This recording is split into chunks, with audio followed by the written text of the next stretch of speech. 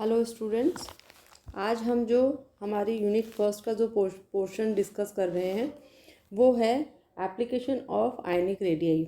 Application of ionic radii मैंने इससे पहले आपको ionic radii, ionization potential, electronegativity और इलेक्ट्रॉन एफिनिटी, इन सब के बारे में, इनकी डेफिनेशंस और इन सब के का जो डिस्क्रिप्शन है वो दिया है। आज हम इनकी इंडिविजुअल एप्लीकेशंस देखेंगे। इससे पहले आयनिक रेडियाई जो है उसकी मैं आपको कुछ सॉल्व्ड प्रॉब्लम भी बताऊंगी।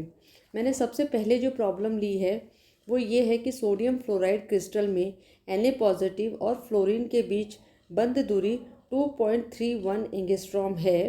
पॉलिंग विधि द्वारा Na पॉजिटिव तथा फ्लोरीन नेगेटिव आयन की गणना कीजिए। यहाँ साफ साफ मेंशन है कि आपको जो करना है वो पॉलिंग विधि द्वारा करना है।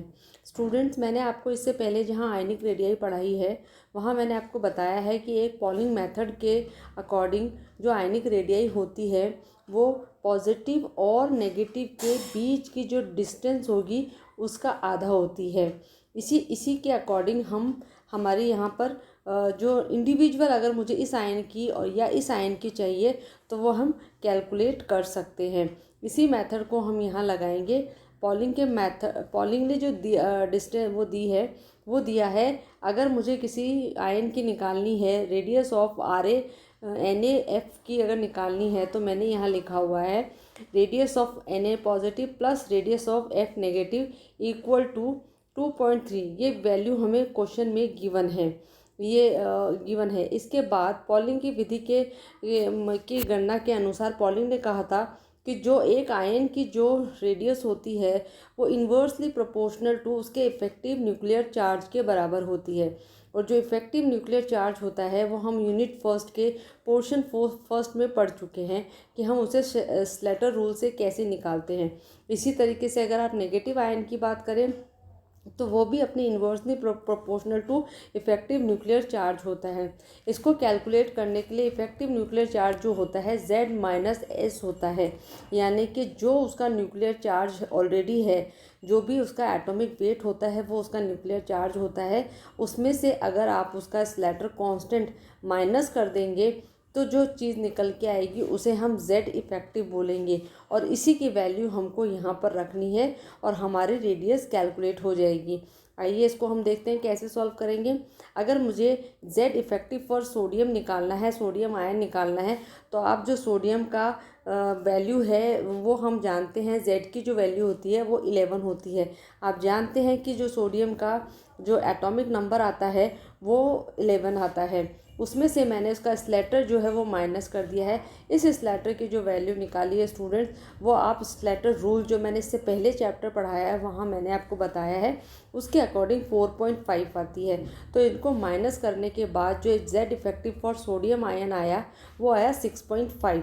इसी तरीके से Z effective for fluorine ion निकालेंगे, उसकी वैल्यू भी Z-S इक्वल टू आएगी 9 माइनस 4.9 इक्वल टू 4.5। ये जो दोनों वैल्यूज़ अब हमें मिल गई हैं, इनको हमने जो हमारी ये इक्वेशन है, इस इक्वेशन को मैंने लिखा हुआ है Na positive inversely proportional to 1/Z लिखा हुआ है, Z इफेक्टिव लिखा हुआ है।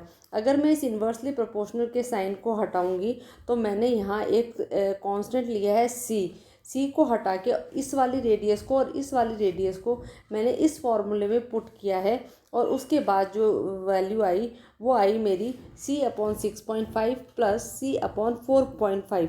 जो मेरा ये वाला फॉर्मूला है इसमें मैंने रख दिया, और ये वैल्यू मुझे गिवन है क्वेश्चन में 2.31। इसको सॉल्व करने के बाद मेरा जो C निकल के आया उसकी वैल्यू आई 6.14। इस वैल्यू को जब हमने यहाँ Z पॉजिटिव में रखा तो R पॉजिटिव में रखा तो C की जो वैल्यू है 6.14 अपॉन 6.5, Z इफेक्टिव हमने ऑलरेडी ऊपर निकाला है। तो मेरी जो इंडिविजुअल आयन की रेडियस यहाँ पर 0.95 एंगस्ट्रॉम निकल के आ गई। इसका मतलब आप पॉलिंग के मेथड से आप उसकी रेडियस को कैलकुलेट कर सकते हैं। इसके बाद इसी तरीके से मुझे आर नेगेटिव अगर निकालना है, आर फ्लोरीन नेगेटिव अगर मुझे निकालना है तो उसकी भी वैल्यू 1.35 है जो मैंने यहाँ निकाली हुई है। और इस तरीके से हम किसी भी आयन पॉजिटिव या नेगेटिव की जो वैल्यू है वो हम कैलकुलेट करके निकाल सकते हैं। इसके बाद एक दूसरा स्टूडेंट्स मैंने एग्जाम्पल ले रखा है, उसके अंदर भी देखिए यहाँ मेंशन है कि पॉलिंग विधि से, इसमें भी यहाँ मेंशन है कि पॉलिंग विधि से सोडियम क्लोराइड में के पॉजिटिव और Cl नेगेटिव पोटेशियम क्लोराइड की बात की इन्होंने कि त्रिज्याओं का परिकलन कीजिए। यहाँ भी इन्होंने इंडिविजुअल इनकी रेडियस को हमसे निकलवाया है। वहाँ उन्होंने हमें सिर्फ दोनों की कंबाइंड वैल्यू जो की गिवन वैल्यू दे रखी थी और हमें सारी वैल्यूज़ कैलकुलेट करनी थी। यहाँ इस वाले क्वेश्चन में आप देखिए लिखा हुआ है कि इन त्रिज्याओं का परिकलन कीजिए। AR विन्यास के लिए आवरण स्थिरांक की जो गणना है वो इन्होंने 11.6 दे रखा है, मतलब यहाँ 2 वैल्यूज दे रखी है।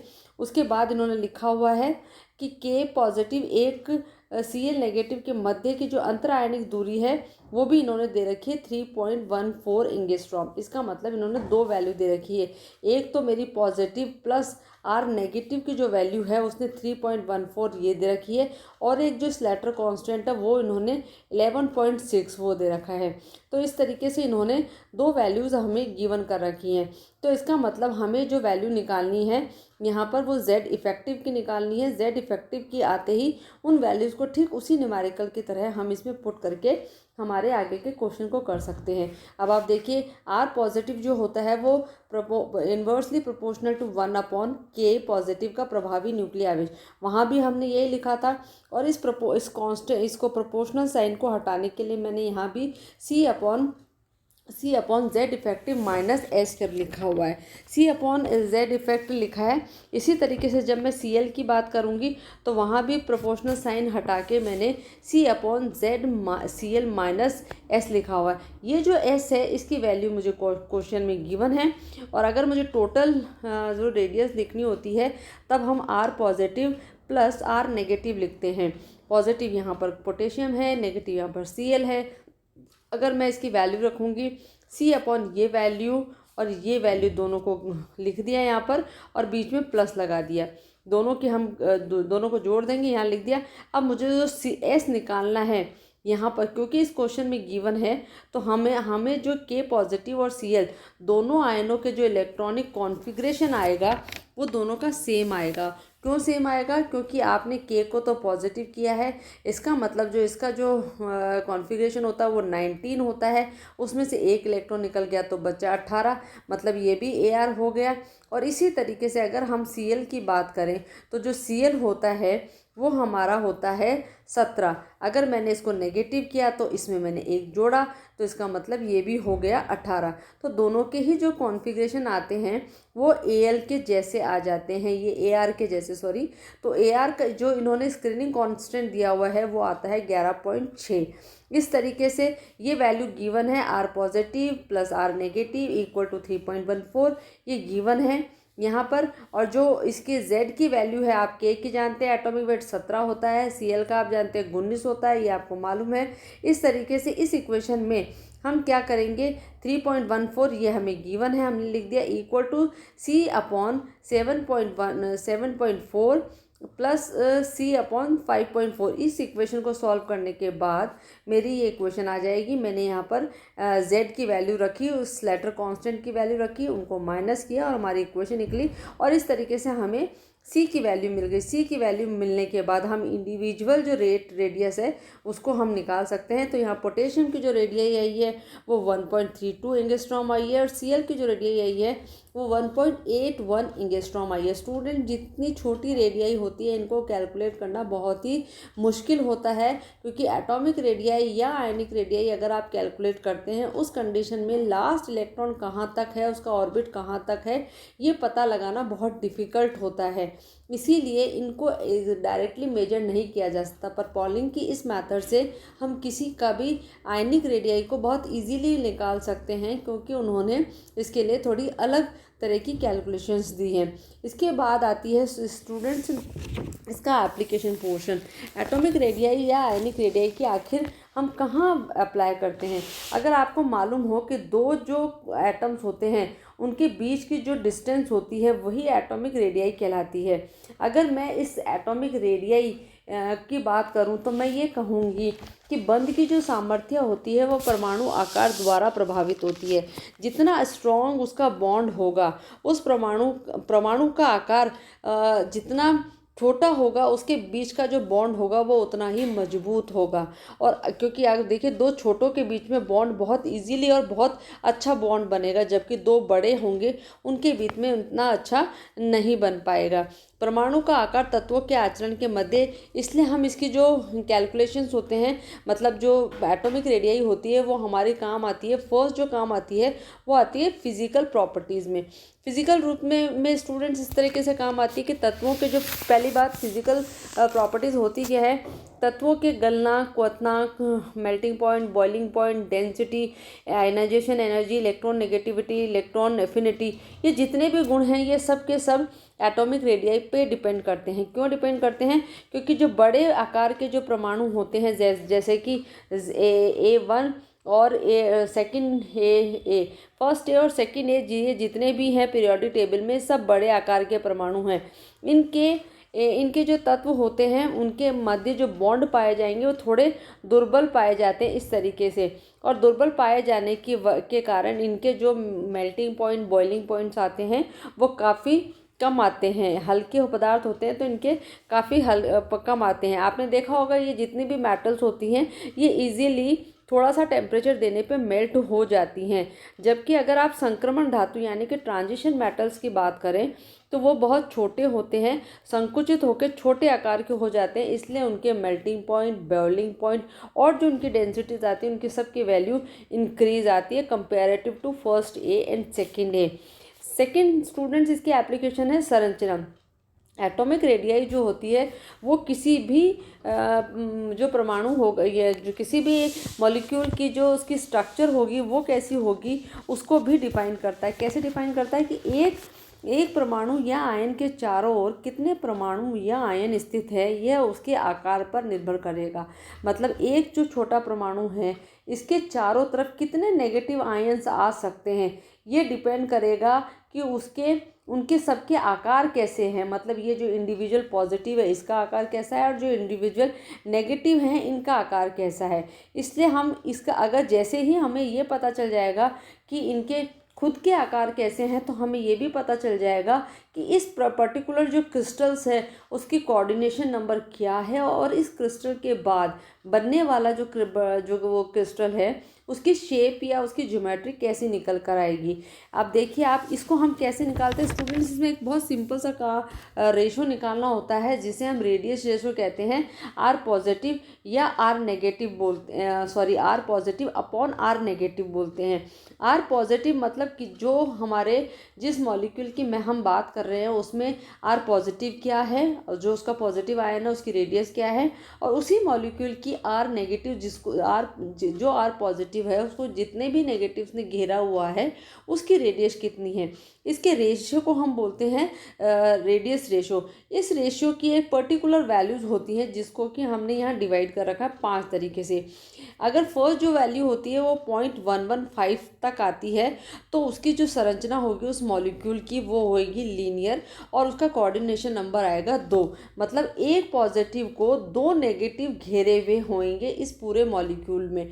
इसी तरीके से स्टूडेंट अगर हम इसकी जो रेडियस रेशो की वैल्यू 0.115 से लेकर 0.225 तक आती है तो इससे बनने वाले मॉलिक्यूल की जो ज्योमेट्री होगी वो होगी ट्रायंगल, और इसके अंदर जो इसका कोऑर्डिनेशन नंबर आएगा वो आएगा 3। यहाँ लिखा हुआ है मैंने।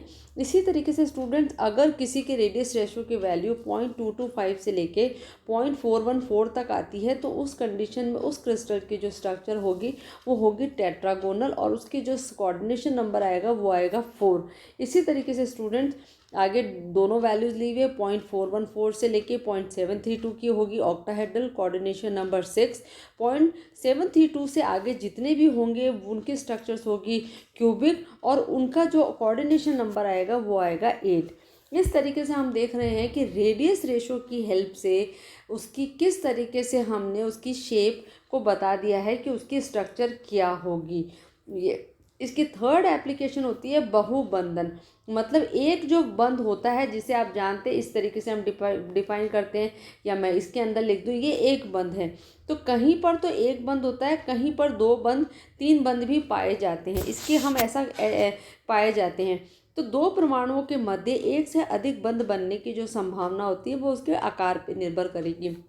मतलब कि उसका रेडियस कैसा है एटम का, उसी पर डिपेंड करेगा कि वो एक बंध बनाएगा, दो बंध बनाएगा या तीन बंध बनाएगा। छोटे आकार के जो परमाणुओं के कक्षकों में प्रभावी अतिव्यापन संभव है, जिससे एक से अधिक इलेक्ट्रॉन युग्म उनके मध्य केंद्रित हो जाते हैं। अगर आपने ऑक्सीजन देखा हो, नाइट्रोजन देखा हो, तो आप देखेंगे कि छोटे आकार के हैं और इनके जो हैं इसके नीचे, ऑक्सीजन के ठीक नीचे ही सल्फर है, नाइट्रोजन के ठीक नीचे ही फॉस्फोरस है, लेकिन ये डबल बॉन्ड में नहीं आते हैं, जबकि ऑक्सीजन और नाइट्रोजन दोनों आते हैं। क्यों ये इसलिए वो ट्रिपल बॉन्ड में नहीं आते, जबकि ये दोनों, ऑक्सीजन डबल में और नाइट्रोजन ट्रिपल बॉन्ड में आता है, क्योंकि इन दोनों के छोटे आकार होने के कारण इनमें प्रभावी ओवरलैपिंग बोलो, इफेक्टिव ओवरलैपिंग बोलो, या अतिव्यापन संभव हो जाता है, जिससे एक से अधिक इलेक्ट्रॉन जो होते हैं वो आपस में पेयरिंग करते हैं और बीच में आके केंद्रित हो जाते हैं। बड़े आकार एक दूसरे की ओर गमन की दिशा में तो बंध बना लेते हैं, लेकिन उनके मध्य कक्षक अन्य दिशाओं में इतने अधिक फैले रहते हैं कि उनका प्रभावी अतिव्यापन नहीं हो पाता है, जिसके कारण अधिकांशतः एकल बंध बनाना संभव नहीं हो पाता है। अगर हम ऑक्सीजन के नीचे ही सल्फर देखें, इसका जो मॉलिक्यूलर ऑर्बिटल होंगे वो बीच में सेंट्रलाइज होकर कुछ इस तरीके से ओवरलैपिंग कर लेंगे। लेकिन अगर मैं इसकी बात करूं तो इसका ये तो यहीं पर होगा, लेकिन जो इसका दूसरा लोब होता है वो बहुत अधिक फैला हुआ रहता है।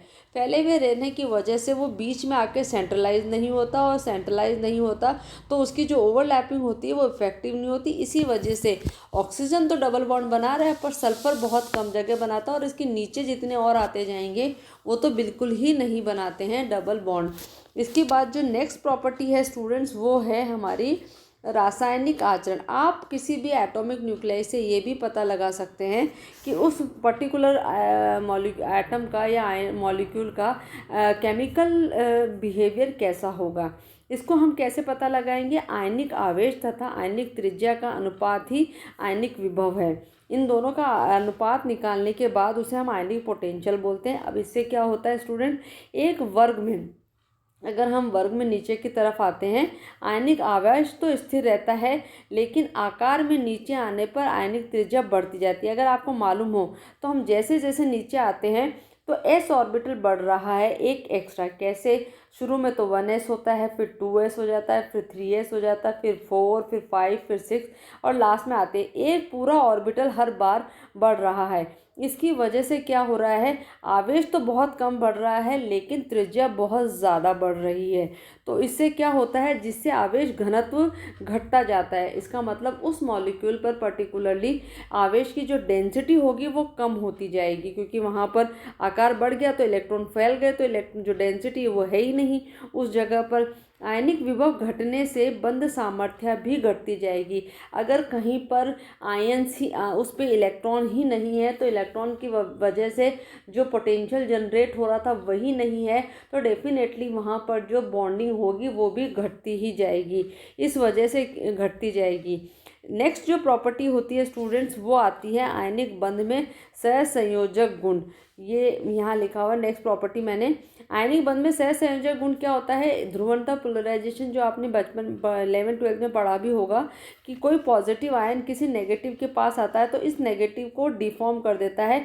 इस डिफॉर्मेशन को ही हम ध्रुवणता कहते हैं, और ये डिफॉर्मेशन जितनी ज़्यादा होती है उसमें कोवेलेंट कैरेक्टर उतने ही ज़्यादा होते हैं। ये मैंने यहाँ लिखा हुआ है, जितनी अधिक ध्रुवणता होगी बंध में सहसंयोजक गुण उतने ही अधिक होंगे, जिसके कारण आयनिक यौगिकों के लिए अपेक्षित गलनांक, क्वथनांक आदि मानों में कमी आ जाएगी, क्योंकि कोवेलेंट होने की वजह से उनके ये वैल्यूज़ होंगी वो डिक्रीज हो जाएगी, जबकि आयनिक होते तो इनकी ये वैल्यूज़ इंक्रीज होती। तो इस तरीके से हमने एप्लीकेशन ऑफ आयनिक रेडियाई का पोर्शन आज यहाँ कंप्लीट किया। Thank you very much.